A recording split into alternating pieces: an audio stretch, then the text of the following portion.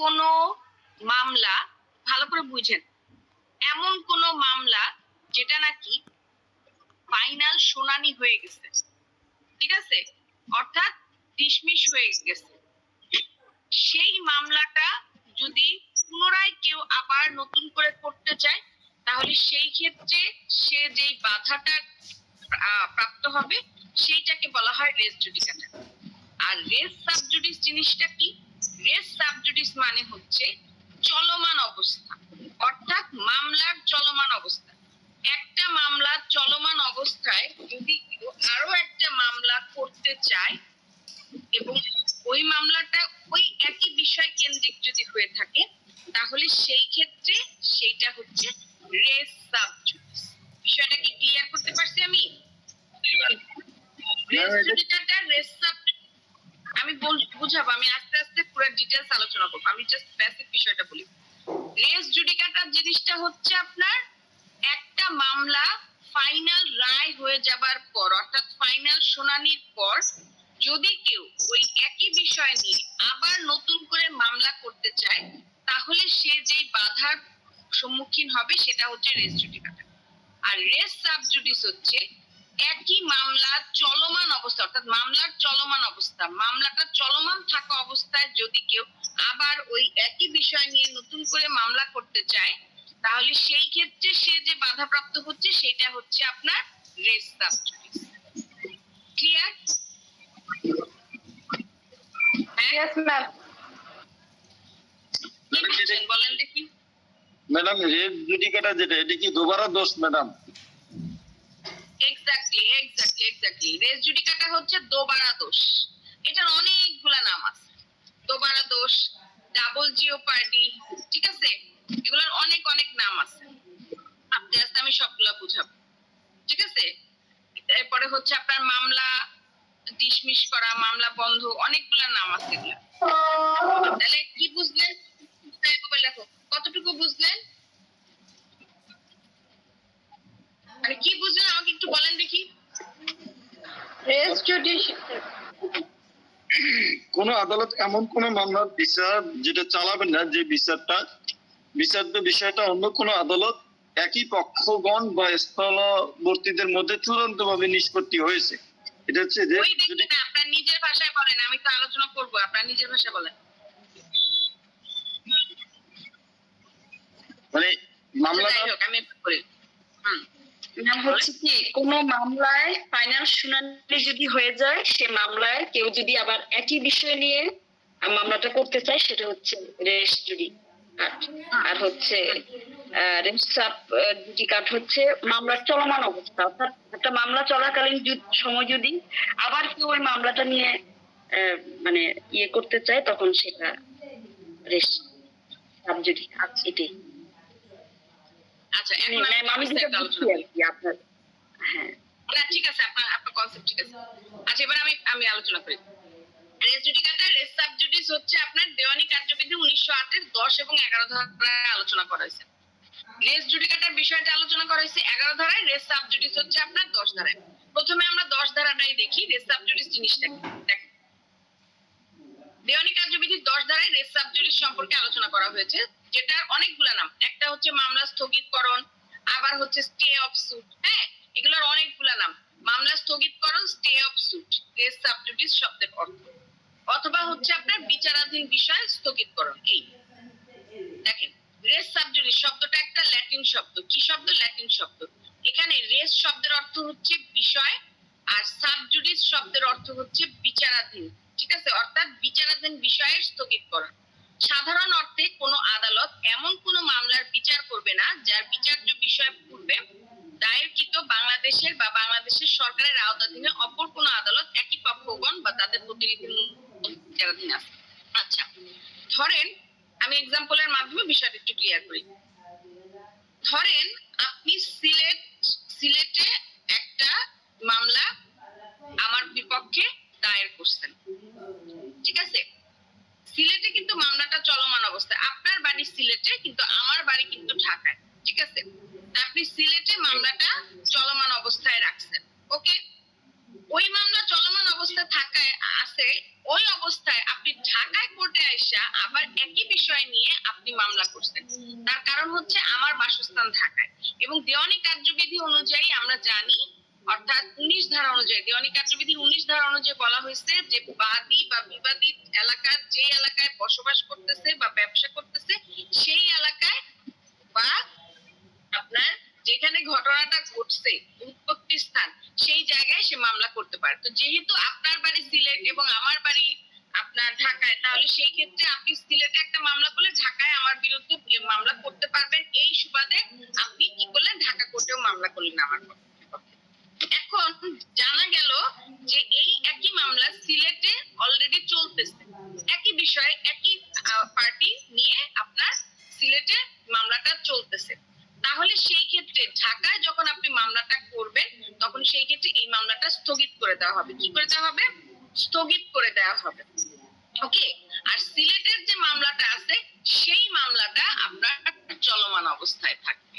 অর্থাৎ ওই মামলাটা, সোজা কথা, যে মামলাটা আপনি প্রথম করছেন সেই মামলাটা চলমান থাকবে। আর পরবর্তী যে মামলাটা আপনি করছেন সে করতে তো আপনি পারবেনই না, বা যদিও করেন তাহলে সেক্ষেত্রে সেটা আদালত স্থগিত করে দিবে। ঠিক আছে? বাতিল করবে না, কিন্তু স্থগিত করে দিবে। এটাই হচ্ছে রেস সাব জুডিসের বিষয়। বুঝতে পারছি বিষয়টা? অর্থাৎ সোজা কথা, একই পক্ষগণ একই আদালত, একই পক্ষগণ একই বিষয়বস্তু নিয়ে একই সময়ে ভিন্ন ভিন্ন আদালতে মামলা পরিচালনা করতে পারবে না। বুঝতে পারছেন বিষয়টা? হ্যাঁ, কি বুঝলেন? কি বুঝলেন বলেন আমাকে, যে এটা বুঝছি বুঝায় বলেন। আমি তো উদাহরণের মাধ্যমে বুঝেছি। বিষয়টা হচ্ছে আমরা সিলেটে যদি আমরা কোনো কারণে একটা মামলা করি, মামলা করার কারণে একই বিষয়ে একই মামলা সেটা আবার ঢাকাতে করা যাবে না। যদি করেন তাহলে কি হবে? যদি করা হয় তাহলে ওই যে ঢাকা মানে স্থগিত হয়ে যাবে।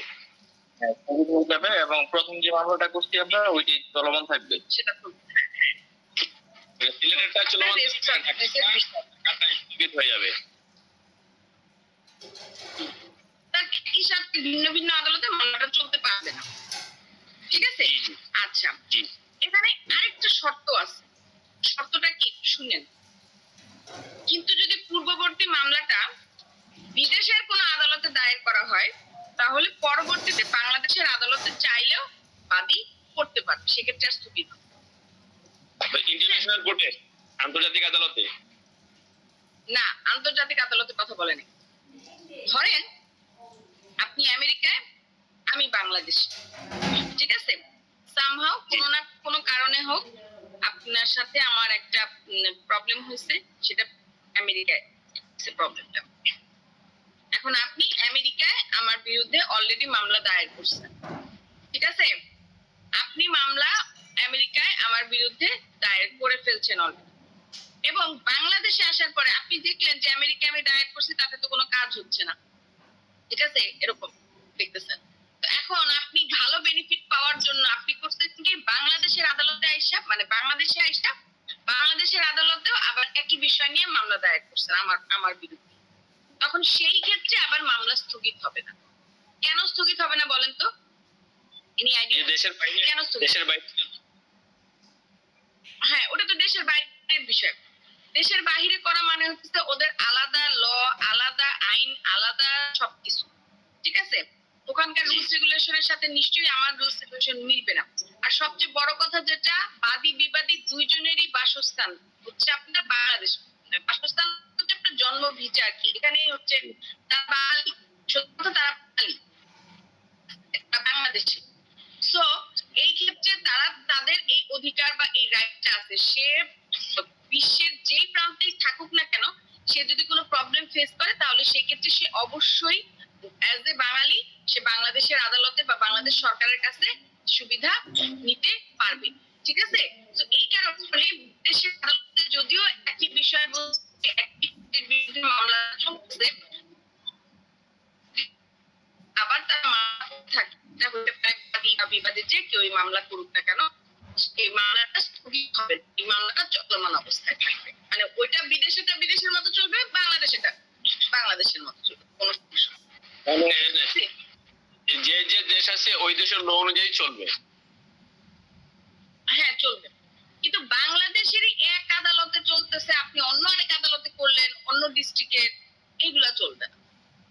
মানে অভ্যন্তরীণ মানে চলবে না দেশের ভিতরে। অভ্যন্তরীণ চলবে না, কিন্তু ইন্টারন্যাশনাল যেটা অর্থাৎ বাহিরে বাংলাদেশের ভিতরে বাংলাদেশের বাহিরে এই জিনিসটা চলবে, এটা নিয়ে কোনো সমস্যা হবে না। বুঝতে পারছি? জি ম্যাম। সবাই বুঝতে পারছেন জিনিসটা? এই টপিকটা খুব ইম্পর্টেন্ট, এই জন্যই বলছি। সবাই বুঝতে পারছেন? জি ম্যাম। আচ্ছা, তাহলে দেখেন, অর্থাৎ ভিন্ন ভিন্ন আদালতে একই বিষয় নিয়ে একই মামলা দায়ের করা হলে ভিন্ন ভিন্ন আদালতে পরস্পর বিরোধী যুক্তি হবার সম্ভাবনা থাকে। আচ্ছা, এখন আপনাদের মনে প্রশ্ন আসতে পারে যে কেন আমি অন্য আদালতে মামলা করতে পারবো না? আমি তো চাইলে মামলা করতে পারি, এটা আমার রাইট আছে, আমি কেন পারবো না? আমার সমস্যা হচ্ছে সিলেটের আদালতে আমাকে ঠিকঠাক মতো ন্যায় বিচার দিচ্ছে না, এই জন্য আমি ঢাকায় এসে করছি। তাহলে কেন আমাকে বাধা দেয়া করতে পারবে? এরকম প্রশ্ন আপনার মনে আসতেই পারে। তো এটা একটা যুক্তিসঙ্গত কারণ আইন দিয়ে রাখছে। সেটা কি?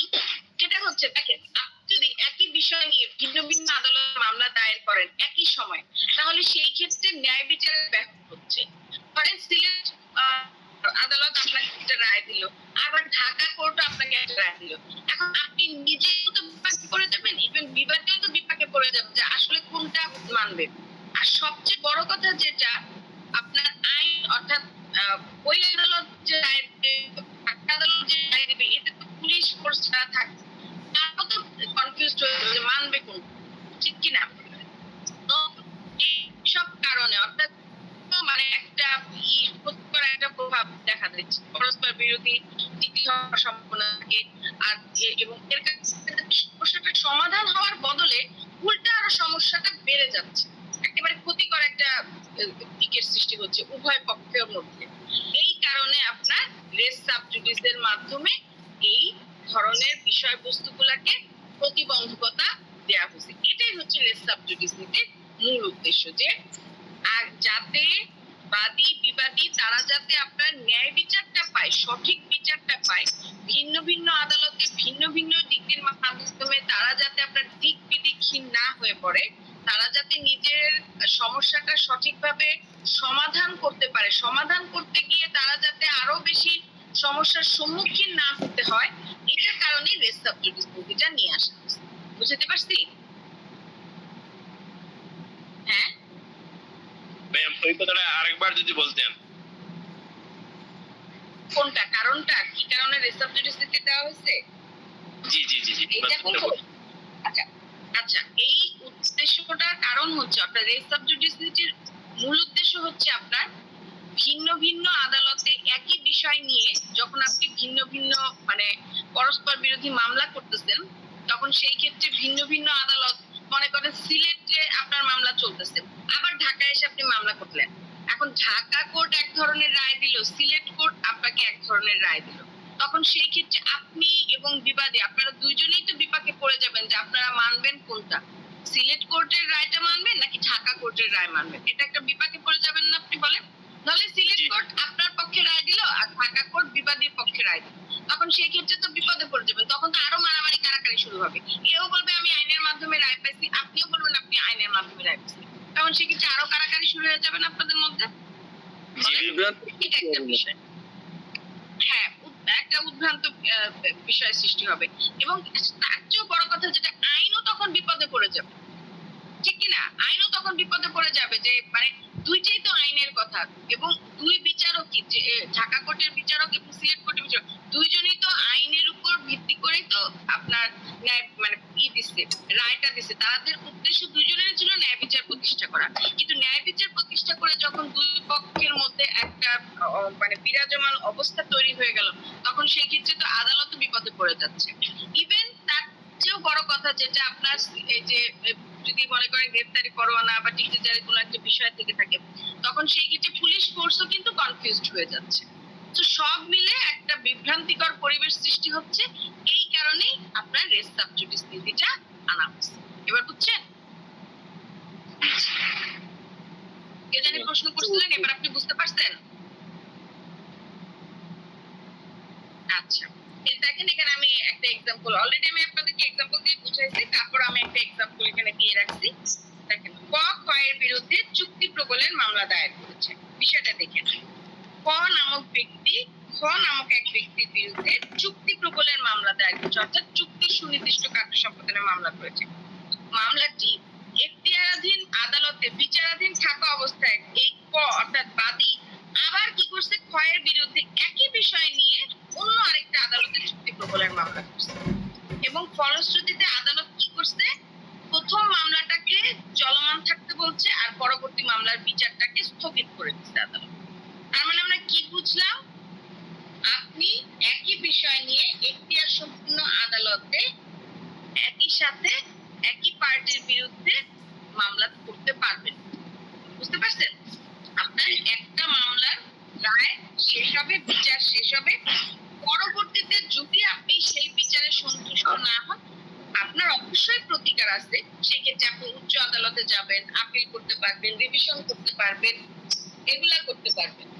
কিন্তু আপনি ওই আদালতকে বিভিন্ন আদালতে একই সাথে মামলা চালায়া বিভ্রান্তিকর পরিবেশ সৃষ্টি করতে পারবেন।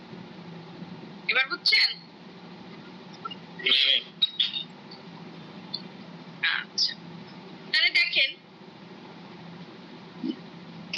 রেস সাবজুডিস নীতির বৈশিষ্ট্যটা কি। রেস সাবজুডিস নীতির বৈশিষ্ট্য মানে শর্তাবলী, অর্থাৎ আদালত কখন কোন মুহূর্তে একটা মামলা স্থগিত করে দেবে রেস সাবজুডিস নীতির দ্বারা। দেখেন কিছু শর্ত অবশ্যই পূরণ করতে হবে। একই পক্ষগণের মধ্যে দায়েরকৃত দুইটি মামলা থাকবে, দুইটি মামলার বিচার্য বিষয় সেম হইতে হবে। পূর্ববর্তী মামলাটা যেই আদালতে দায়ের করছে সেটা অবশ্যই এখতিয়ার সম্পূর্ণ আদালত হইতে হবে, ঠিক আছে? এরপরে হচ্ছে আপনার উভয় মামলার প্রতিনিধি এবং পক্ষগণ একই থাকবে এবং দুইজনের চাওয়া পাওয়া অর্থাৎ দাবি দাওয়া একই থাকবে, ঠিক আছে? এই হচ্ছে বিষয়, মানে সোজা কথা একই সেম বিষয়, সেম পার্টি এবং সেম তাদের প্রতিকার বা দাবি। এই আচ্ছা গেল। এবার আসি আমরা রেস জুডিকাটার বিষয়টা। তাহলে রেস সাবজুডিস নিয়ে কারো কোনো প্রবলেম আছে? হ্যাঁ, আশা করি কারো কোনো প্রবলেম নাই। আমি ডিটেইলস আলোচনা করে বুঝাই দিচ্ছি এক্সাম্পলের মাধ্যমে।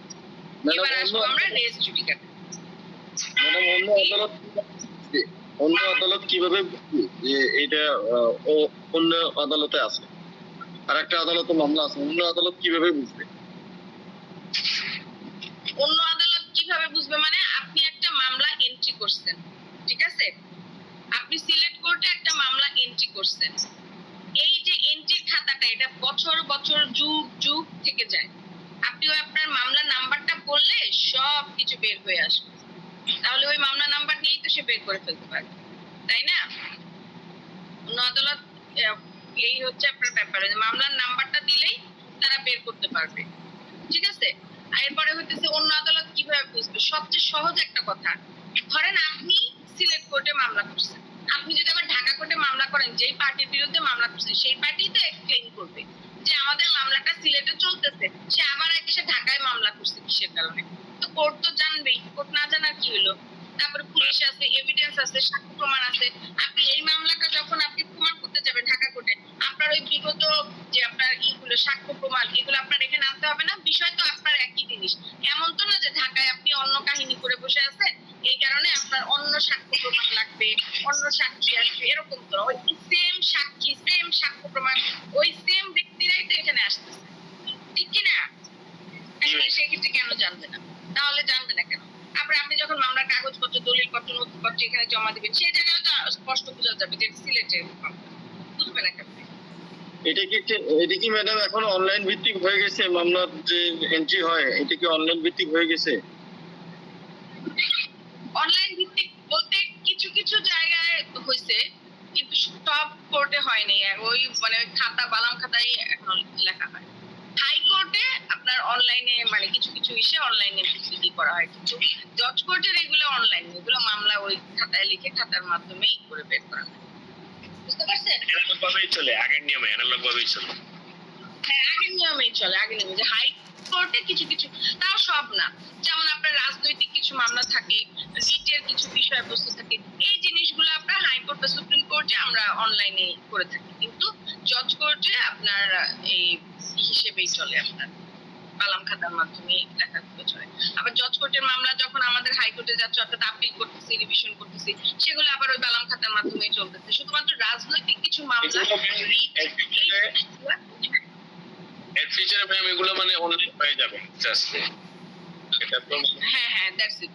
এই জিনিসগুলো আপনার ওই হিসেবে মানে অনলাইনে করা, তবে অনলাইন ভাবে করার কথা ছিল আর কি, মানে এখন পর্যন্ত কার্যকারিতা হয় নাই। একটা জিনিস শোনেন, একটা জিনিস প্রকাশ করা এবং সেটা কার্যকারিতা করার মধ্যে কিন্তু অনেক বিষয়বস্তু থাকে, সহজে কিন্তু সবকিছু কার্যকর করা হয় না। তবে হ্যাঁ 2-4-5 বছরের মধ্যে মনে হয় হয়তো বা আশা করা যায় যে এটাও কার্যকর হয়ে যাবে।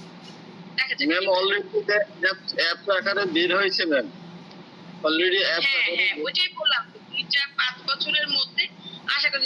যেমন দেখেন এই যে জিডি, আগে আপনারা কি করতেন, আপনারা যদি একটা জিডি করতে করতেন, ইভেন আপনারা মনে করেন একটা মোবাইল চুরি হচ্ছে, সেটা ইও যদি আপনি করতে চান, জিডিও যদি আপনাকে করতে চান, তাহলে সেই ক্ষেত্রে আপনাকে থানায় যাইতে হতো। এখন কি থানায় যেতে হয়? এখন তো অনলাইনে জিডি হয়ে যায়, আপনি ঘরে বসে অনলাইনে জিডি করতে পারতেছেন। অনলাইনে শুরু হয়ে যায়। এখন অনলাইন হয়েছে, কিন্তু আগে আপনার একটা মোবাইল চুরি হয়ে গেলে সেইটার জন্য আপনাকে সে থানায় যায় সব কিছু ডিটেলস বলে পয়সা থাকতে হতো, কিছু টাকা খাওয়াইতে হতো, মানে মেলা করে তারপর আপনার করতে হচ্ছে জিডি। কিন্তু এখন তো এই জিনিসটা নাই। সো এরকম মানে আস্তে আস্তে মানে সবকিছুই হবে, কার্যকারিতা হইতে একটু সময় লাগে।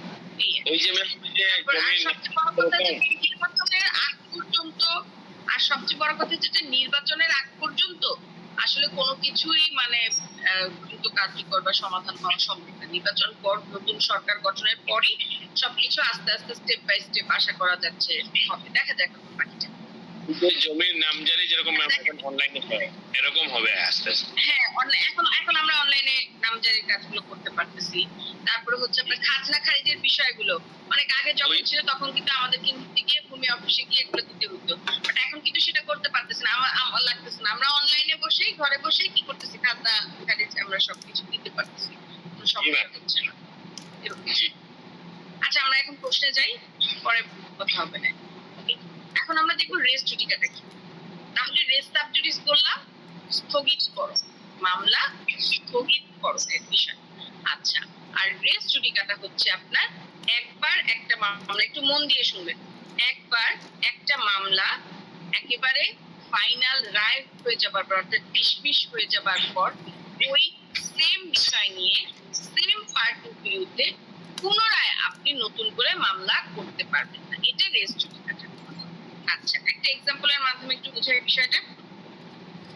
ধরেন আপনি সহকারী জজ আদালতে একটা মামলা দায়ের করছেন আমার বিরুদ্ধে। সহকারী জজ আদালত যে রায়টা প্রদান করছে সেই রায়টা সামহাও আপনার মনের মতো হয়নি, অর্থাৎ মনের মতো হয় নাই বলতে আপনার পক্ষে রায় হয় নাই, রায়টা আমার পক্ষে হয়েছে, বা আপনার পক্ষেই রায় হয়েছে কিন্তু আপনি যেটা আদালতের কাছ থেকে আশা করেছিলেন হয়তো সেইটা আপনি পান নাই, ঠিক আছে, এরকম হচ্ছে ব্যাপারটা। তখন সেই ক্ষেত্রে আপনি আবার ওই একই বিষয় নিয়ে আপনি ওই অন্য আদালতে গিয়ে, অর্থাৎ ঢাকার আদালত থেকে রায় হওয়ার পর আপনি ধরেন অন্য আদালতে গিয়ে গাজীপুর হতে পারে, মানে এলাকা এটা তো অবশ্য বাদী বিবাদের বাসস্থানের উপর নির্ভর করবে, ওই অন্য আদালতে গিয়ে আপনি মামলা করতে পারবেন।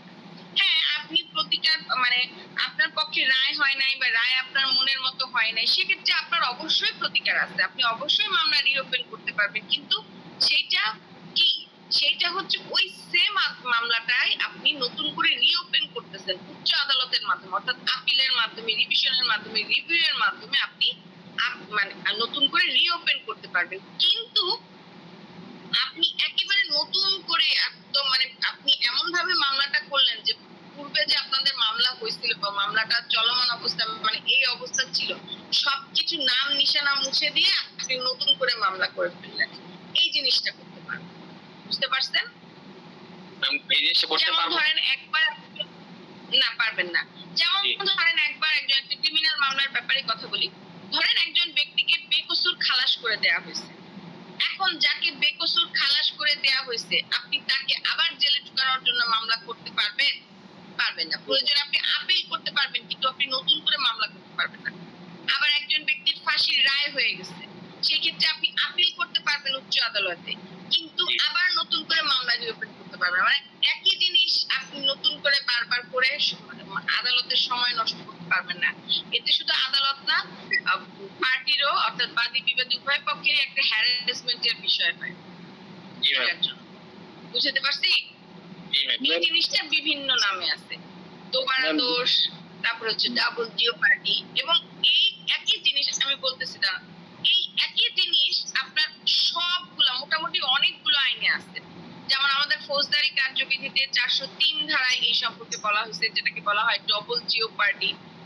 এরপরে হচ্ছে আমাদের সুনির্দিষ্ট প্রতিকার আইনে বলা হয়েছে, তারপর সাক্ষ্য আইনে বলা হয়েছে, কনস্টিটিউশন অর্থাৎ সংবিধানে বলা হয়েছে, মোটামুটি অনেকগুলো আইনে, তারপর জেনারেল প্রসেস অ্যাক্টে বলা হয়েছে। হ্যাঁ, এরকম মোটামুটি বেশ কতগুলো আইনে এই সেম বিষয়টাই বলা হয়েছে যে একবার একটা মামলার ফাইনাল রায় হয়ে যাবার পর পরবর্তীতে ওই সেম বিষয় নিয়ে সেম পার্টির বিরুদ্ধে নতুন করে মামলা করা যাবে না। প্রয়োজনে আপনি উচ্চ আদালত যাইতে পারবেন, কিন্তু আপনি নতুন করে মামলা চালিয়ে করবেন। হ্যাঁ বলেন, এবার কি করতে চাইছিলেন, কি যেন প্রশ্ন করতে চাইলেন? দ্যাট মিনস এটাকে বোঝাচ্ছে একই অপরাধের পুনরায় আর বিচার করা যাবে না। এখানে যেহেতু আপিল রিভিউ ডিভিশন সুযোগ আছে, এখানে যেহেতু আপিল রিভিউ ডিভিশনের সুযোগ আছে, সেখানে তো পুনরায় মামলা করার কোনো প্রশ্নই আসে না। প্রশ্নই আসে না, করবেন না। আচ্ছা, এখন এটারও কারণ আছে যে আমার রায়ে আমি সন্তুষ্ট না, সেক্ষেত্রে আমি মামলা রিওপেন করব। কেন আমি আপিল করব? আপিল আমি করতে চাই না, আমি উচ্চ আদালতে যাইতে চাই না, এরকম একটা অনেকের মধ্যে থাকে। কিন্তু এটার একটা কারণ আছে, দেখ, আপনি যখন উচ্চ আদালতে আপিল করতেছেন, সেক্ষেত্রে কিন্তু আপনার অত বেশি কষ্ট হচ্ছে না, ইভেন আদালতেরও অত বেশি কষ্ট হচ্ছে না। কেন? কারণ নিম্ন আদালতে তো মামলাটা চলছিল, নিম্ন আদালতে অলরেডি মামলার সমস্ত কাগজপত্র, নথিপত্র, অর্থাৎ মামলার শুরু থেকে শেষ পর্যন্ত কি হয়েছে না হয়েছে সবকিছু স্টেপ বাই স্টেপ ওখানে উল্লেখ করা আছে, তাই না? স্টেপ বাই স্টেপ সবকিছু ওখানে উল্লেখ করা আছে, সাক্ষ্য প্রমাণ বলেন সবকিছু ওখানে দেয়া আছে।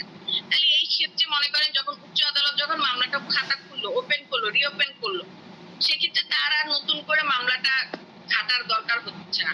অর্থাৎ যেখান থেকে আমার মামলা শেষ হয়েছে নিম্ন আদালতে, সেখান থেকে আমি শুরু করলাম। ফর এক্সাম্পল, আমার মামলার রায় দেওয়া হয়েছে চিরস্থায়ী নিষেধাজ্ঞা দিয়েছে, আপনি এটা মানেন না, আপনি আপিল করছেন উচ্চ আদালতে।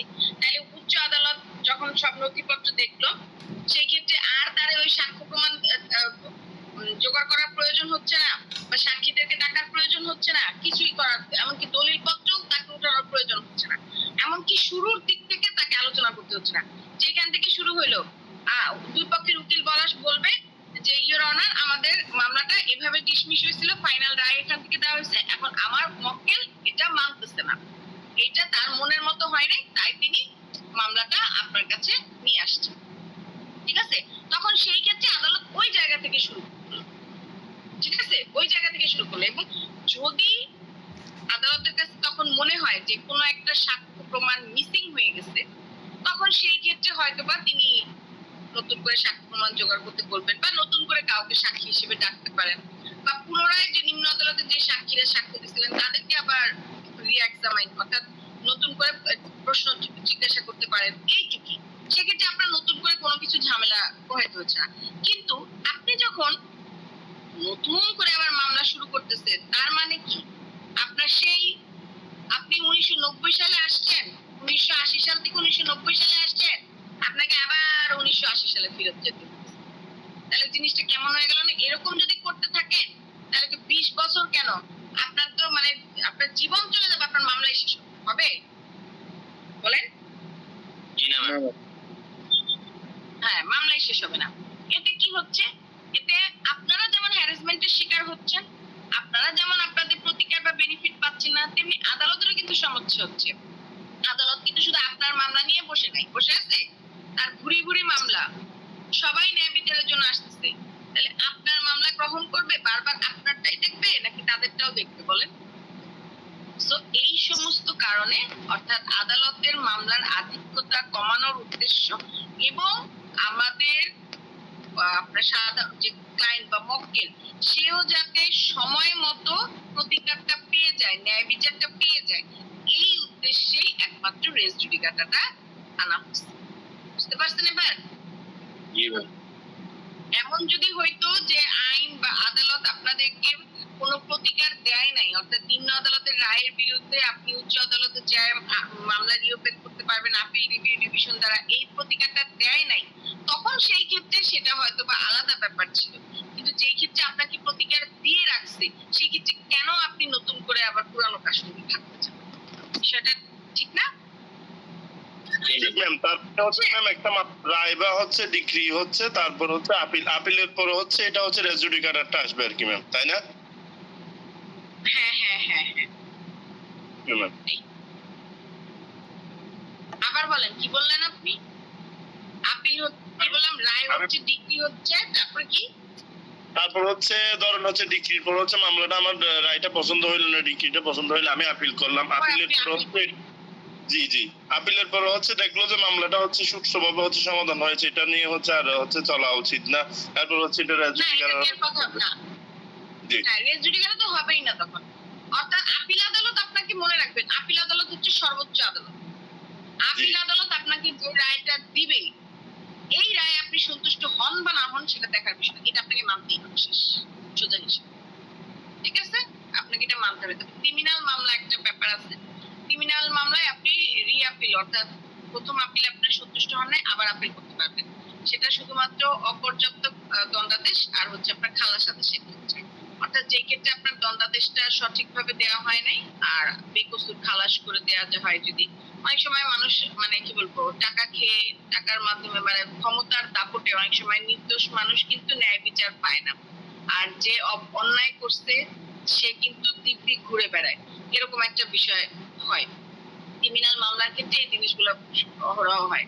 তো সেই জন্য শুধুমাত্র ক্রিমিনাল মামলার ক্ষেত্রে আপনি রিআপিল, অর্থাৎ একবার আপিল করছেন, সেই আপিলের রায় আপনি সন্তুষ্ট হন নাই, পরে আবার নতুন করে আপিল করতে পারবেন, শুধুমাত্র ক্রিমিনাল মামলা। বুঝাইতে পারছি? জি জি ma'am, thank you ma'am, thank you. তার মানে এটা হচ্ছে দেনা পাওনার ক্ষেত্রে বেশি হবে আর কি ম্যাম? হ্যাঁ, দেনা পাওনার বিষয় খালি রেস জুডিকেটের বিষয়টা। আর Thank you, thank না না, you, রেস জুডিকেট তো সবাই নিয়ে আছে, সবাই নিয়ে আছে। মানে এইটা আপিলটা আপনি দেনা পাওনার বিষয় না, শুধুমাত্র ক্রিমিনাল মামলার ক্ষেত্রে আপনি ব্যবহার করতে পারেন, এই আর কি। জি ম্যাম, থ্যাংক ইউ। আচ্ছা, তাইলে আমরা কি বুঝলাম রেস জুডিকাটা? আচ্ছা দেখেন, এই যে দেখেন হাইকোর্ট কি বলছে, মহামান্য হাইকোর্ট যে রায়টা দিচ্ছে একটা মামলায় মহামান্য হাইকোর্ট রায় দিয়েছেন যে কোনো এখতিয়ার সম্পন্ন আদালত একই বিষয় একবার নিষ্পত্তি করবে, শুধুমাত্র একবার নিষ্পত্তি করবে। একবার নিষ্পত্তি করার পর ওই একই বিষয় নিয়ে পক্ষগণের মধ্যে মামলা চিরতরে বন্ধ করে দিতে হবে। এই কথাটা কোথায় বলা হয়েছে? 10 ডিএলআর 10 ডিএলআর একটা মামলায় আদালত অর্থাৎ হাইকোর্ট ডিভিশন এই রায়টা দিচ্ছে যে এখতিয়ার সম্পূর্ণ আদালতে পার্টি একবারই একটা মামলা করতে পারবে, সেটা নিষ্পত্তি হয়ে যাবার পর সেটা নিয়ে আর কোনো কথা বলা যাবে না। আপনি ম্যাম, চাইলে উচ্চ আদালতে যাবেন। ডিএলআরটা কি ম্যাম? ডিএলআর মানে হচ্ছে যেখানে কেস রেফারেন্স থাকে, কেস রেফারেন্স এগুলো আলাদা বই, মানে মিনিংটা কি? এগুলো আলাদা বই, টাকা এগুলো আলাদা বই, এগুলো হচ্ছে লয়ারি বই সব, বুঝছেন? এখানে বিভিন্ন কেস থাকে। ধরেন গুলা কেন আমরা পড়ি, কেন আমরা এক্সাম্পল দিই, অনেক সময় দেখবেন আইনে ধারায় কিছু বিষয় বলা থাকে, কিন্তু তারপরও দেখা যায় যে এটা সঠিক ব্যাখ্যা আমরা বুঝতে পারি না যে কি কারণে মূলত এই রায়টা হইল, সরি কি কারণে মূলত এই মানে আইনটা তৈরি হয়েছে বা কেন লিখছে, কিসের প্রেক্ষিতে। তখন সেই ক্ষেত্রে আমরা কেস রেফারেন্সের সাহায্য নিই। ওই কেস রেফারেন্স গুলাতে যেটা বলা আছে বিভিন্ন অনেক অনেক বছর আগের কেস থেকে শুরু করে বর্তমান কেসের রিভিউ এগুলো লেখা থাকে, কেস দেয়া থাকে, ঘটনা দেয়া থাকে এবং সেটার যে ব্যাখ্যাটা সেই ব্যাখ্যা থাকে, জাজমেন্ট দেয়া থাকে, জাজমেন্ট দেওয়ার কারণ দেয়া থাকে। জাজমেন্ট মানে হচ্ছে আদালত যে রায়টা দিল, ফাইনাল রায়টা, এই রায়টা দেয়া থাকে এবং এই রায়টা কেন দিছে সেটার কারণ সহ যুক্তিসঙ্গত ব্যাখ্যা উল্লেখ থাকে। বুঝতে পারছেন? এইটাকেই বলা হয় ডিএলআর। এগুলো অনেক অনেক ডিএলআর আছে হিসাব ছাড়া, বুঝছেন? জি ম্যাম, বুঝছি। বুঝবেন আস্তে আস্তে, আরো বুঝবেন, মাত্র তো শুরু করছেন, আস্তে আস্তে বুঝবেন। আচ্ছা, তাইলে আমরা কি বুঝলাম রেস জুডিকাটার নীতি কি?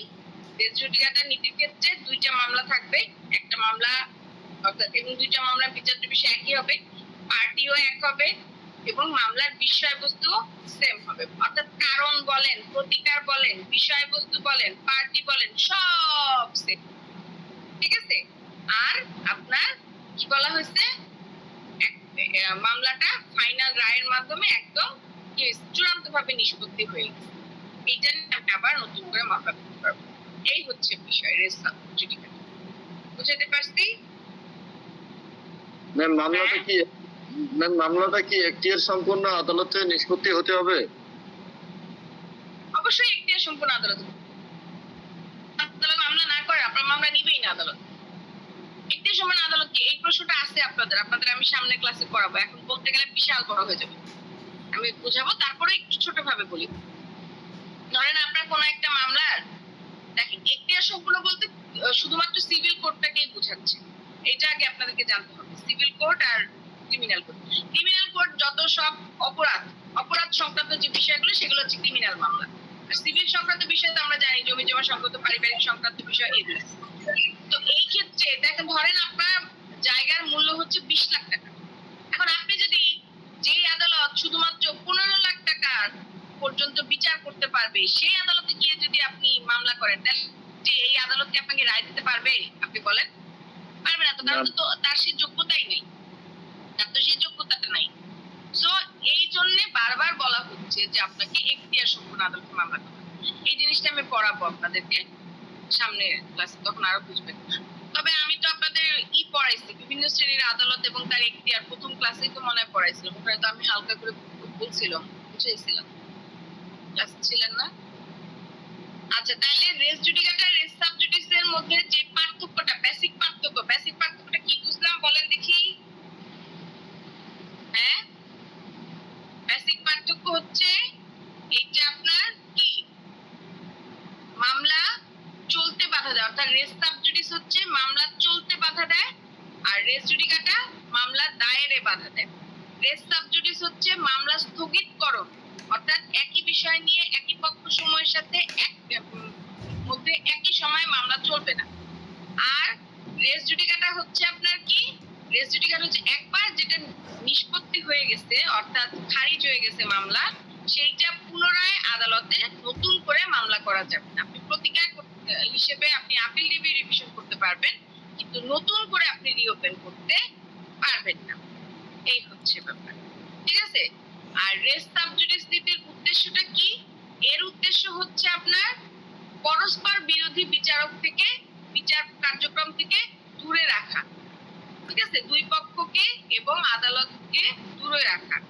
আর রেস জুডিকাটার উদ্দেশ্য হচ্ছে আপনার নতুন করে এই যে বারবার মামলাটার মাধ্যমে যাতে পক্ষগণের মধ্যে মানে তারা যাতে সঠিক সময় প্রতিকারটা পায়, রেমিডিটা পায়, এবং আদালতেরও যাতে বিভিন্ন মামলার আধিক্যতা অর্থাৎ বহুত্বতা বন্ধ হয়, সেটার উদ্দেশ্যে কাজ করে।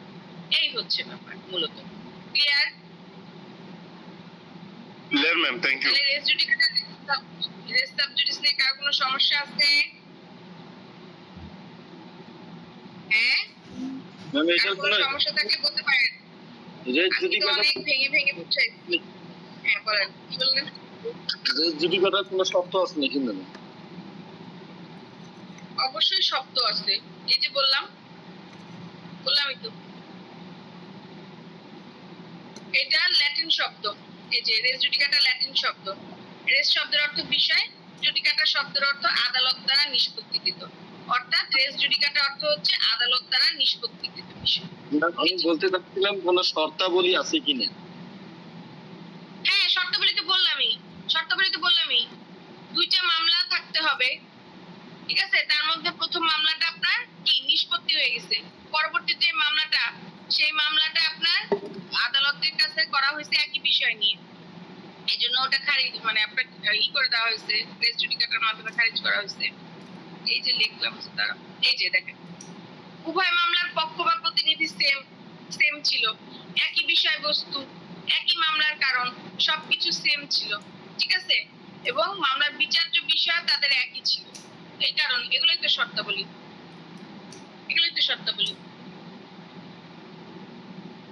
আচ্ছা, আপনাদের সিলেবাসের মধ্যে এই কোশ্চেনটা আছে। এরপরে হচ্ছে আদালতের বিভিন্ন শ্রেণী বিভাগ, দেওয়ানি আদালতের এই প্রশ্নটা আমি পড়াইছি আপনাদেরকে, ডিগ্রি পড়াইছি। আচ্ছা, এর পরবর্তী ক্লাসে আমি আপনাদেরকে প্লিডিংস নিয়ে আলোচনা করব। প্লিডিংস মানে হচ্ছে আরজি জবাব, লিখিত জবাব, এগুলো কি, এগুলো সম্পর্কে আলোচনা করব। আচ্ছা, দেওয়ানি প্রকৃতির মামলা কি, এটাও আমি আপনাদেরকে বুঝাইছি। দেওয়ানি প্রকৃতির মামলা বলতে পড়াইছি না? দেওয়ানি প্রকৃতির মামলা কি পড়াইছিলাম? একটু জানাবেন। ওই যে পদের অধিকার, তারপর হচ্ছে এটা পড়াইনি। আচ্ছা ঠিক আছে, তাহলে আমি পড়াইছি রেস সাবজুডিস পড়াইছি, এরপরে হচ্ছে আর ডিগ্রি, এই দুইটাই পড়াইছি না? ডিগ্রি আর রেস জুডিকাটা, রেস সাবজুডিস এই দুইটাই পড়াইছি, তাই না? হ্যাঁ জি ম্যাম। আর দেওয়ানি আদালতের শ্রেণী বিভাগ। ও আদালতের শ্রেণী বিভাগ, হ্যাঁ আদালতের শ্রেণী বিভাগ পড়াইছি। আর নেক্সট ক্লাসে আমি আপনাদেরকে প্লিডিংস সম্পর্কিত বিষয়বস্তু নিয়ে আলোচনা করব। প্লিডিংস থেকে আপনাদের বেশ কয়েকটা প্রশ্ন আছে, দেখতেছি এগুলো নিয়ে আলোচনা করবো ইনশাআল্লাহ। ঠিক আছে, সবাই ভালো থাকেন। জি ম্যাম, ধন্যবাদ ম্যাম তোমাকে। Thank you ma'am. ওয়ালাইকুম আসসালামু আলাইকুম। আসসালাম।